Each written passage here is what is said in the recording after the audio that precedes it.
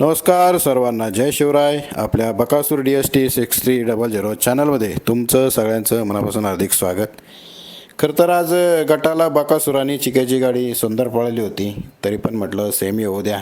अनेक जणांच्या कमेंट्स वाचत होतो आणि सेमीफायनलला ज्यावेळेस गाडी 3 नंबर सेमीफायनलमध्ये 4 नंबर तासावरती उभी होती त्यावेळेस विठ्ठल नाना गाडीवरती दिसले.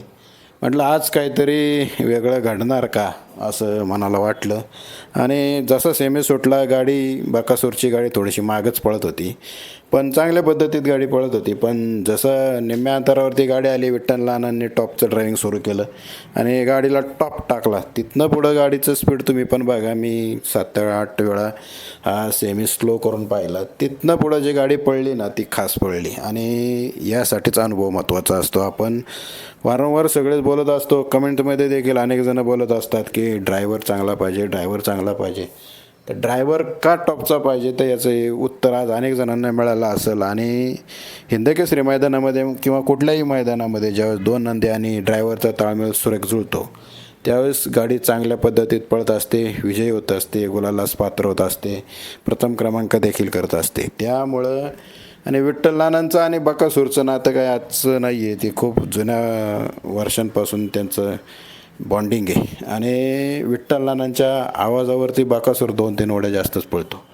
कारण अनेकदा पाहिले तुम्ही हिंदकेसरी मैदानाचे निकाल पहा, तिथं देखील नानांनी बकासूरला अनेक वेळा जिंकून दिलेलं आहे.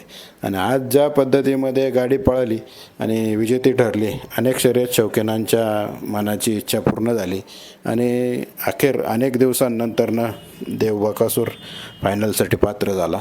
पण फायनलसाठी परत आता कडेचंच तास आहे, 9 नंबर तासावरती गाडी आहे. पण आता हरकत नाही, कुठला का नंबर येईना, पण अनेक दिवसांचा गुलालाचा संघर्ष खऱ्या अर्थाने संपला आहे. आणि इथून पुढे माळशिरसची हिंदकेसरी मैदानं वगैरे आहेत किंवा पुढं JCBचं पण मैदान आहे. त्यामुळं पहिरा तर चांगल्या पद्धतीचाच असावा आणि ड्रायव्हर एकदम टॉपचा ठेवा. कारण ड्रायव्हरच्या हातामध्ये बराचसा खेळ असतो. कारण गाडी कशी पळणार, किती स्पीडमध्ये पळणार, किती कंट्रोलमध्ये पळणार, या सगळ्या गोष्टी ड्रायव्हरच्या हातात असतात. त्यामुळं अनेक दिवसांचा गुलालाचा संघर्ष संपला आणि बकासूर, विठ्ठल नाना आणि चिक्या यांनी सेमीफायनल 3मधनं फायनलसाठी प्रवेश केला. त्याबद्दल सर्वांचं मनापासून हार्दिक अभिनंदन.